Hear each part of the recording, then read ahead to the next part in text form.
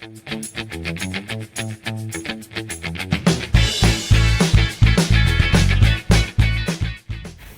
everyone!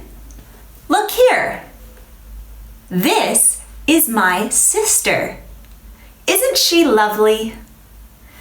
My sister was born in the year 1996. She is named Anne Elizabeth, but she is called Annie for short. Her favorite book is Harry Potter, and Harry Potter is written by J.K. Rowling. Her favorite song is Can't Buy Me Love. Can't Buy Me Love is sung by the Beatles. Have you heard these words that I'm using? Is named, is called, is sung, is written. Well, these are examples of the passive voice, which is what we are going to learn about now. So let's start with the basics. Why do we use the passive voice? We use the passive voice for two reasons. The first is if the person who does an action is not important, or we just don't care. For example, here is a sentence where the person is not important. We use the passive voice a lot in English. We is the person or the subject of the sentence. But let me ask you a question. Are we the most important thing about this video? Is this grammar topic about us? No, of course not. It's about the passive voice. The passive voice is more important than us, for sure. So, we can change this sentence and use the passive voice structure to show that. And say, the passive voice is used a lot in English. Nothing more about us, only the passive voice. Now, the second reason we can use the passive voice is if we don't know who did an action. Now, let me give you an example. Let's say at 9 a.m. you see a cake on the table, delicious. And you go to school, and at 5 p.m., the cake has disappeared. It's gone. Who ate the cake? You don't know. You weren't there, right? You can't say, oh, Molly ate the cake, or the dog ate the cake, because you didn't see.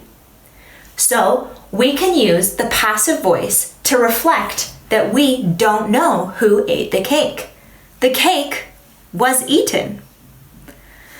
So how do we form the passive voice? Well, we are going to talk about the passive voice in the present tense. But before we talk about the passive voice, let's review the active voice a little bit. The active voice is something that you already know, I'm positive. It's this structure here, where in a sentence, the subject does the verb to an object, and then we have the rest of our idea. For example, people call my sister Annie. This is a little bit of a weird sentence in the active voice, but let's roll with it. People is the subject, call is the verb, my sister is the object, and the rest of the sentence, Annie. People call my sister Annie. Or the Beatles sing Can't Buy Me Love. But in the passive voice, things change a little bit. This is the pattern that we follow for the passive voice. We have in a sentence the subject plus the verb to be in its conjugated form, and then the participle form of our main verb. For example, she is called Annie. She is the subject.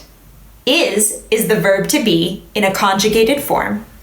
Called is the participle of our main verb, and then the rest of the sentence, Annie. she is called Annie. Or Can't Buy Me Love is sung by the Beatles. Now, how does this look compared to the active voice? Let's have a look. We'll take this sentence here in the active voice. J.K. Rowling writes Harry Potter. We have the subject, the verb, and then the object. To make this into the passive voice, we have to take the object, which is Harry Potter, and we put it at the front. Then we take our verb and make it into the passive voice form, which is the verb to be and the participle. Now, I did say before that in the passive voice, the person who does an action is not important, or sometimes we don't care. But if we want to add who does an action in the passive voice, we can by writing the word by and then the person. So J.K. Rowling writes Harry Potter turns into Harry Potter is written by J.K. Rowling. Now, let's have a closer look at this. Our passive voice structure is the subject, then the verb to be in its conjugated form, and then the past participle. And remember to use the correct conjugation of the verb to be. It's very important that it agrees with the subject. So, how can we remember this in the passive voice? How about with a poem? This passive voice poem is called What Are They Called? Give it a listen. I am called Susie. You are called John. She is called Jane. He is called Juan. It is called a jack-o'-lantern. We are called people. You all are called children. They are called beagles. So, what can we learn from this adorable passive voice poem? That the verb to be always agrees with the subject or the pronoun in the passive voice. I am, you are, she is, he is, it is, we are, you all are, they are. And in the passive voice, these are followed by the participle. Of course, there is much more to talk about with the passive voice, but this is enough to start. So now try the exercises and see how much you know. And I will see you next time.